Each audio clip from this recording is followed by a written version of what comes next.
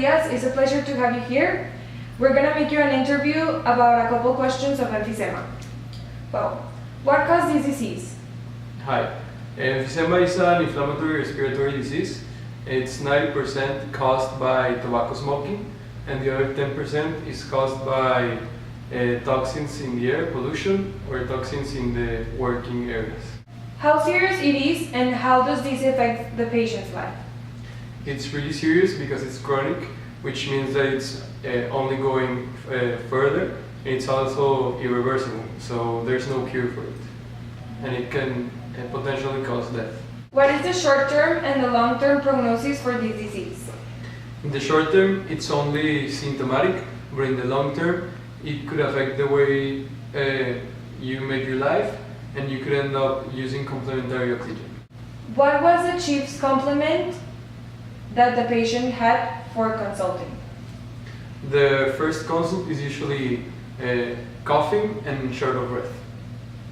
What other symptoms does an emphysema patient present?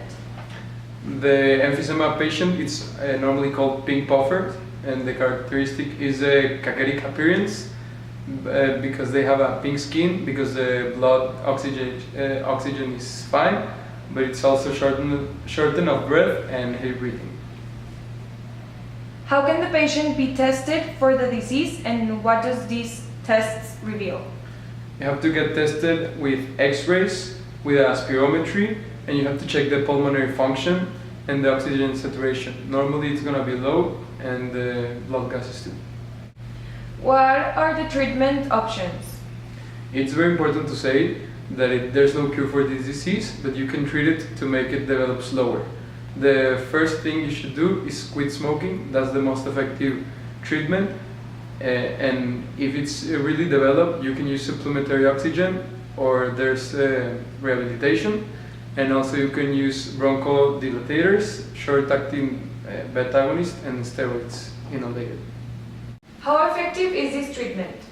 It depends on the stage that you diagnose the disease, but normally if it's a young age, it's really effective only changing habits.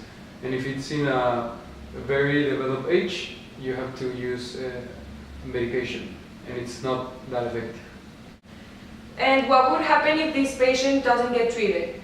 If he doesn't get treated, it will develop until death.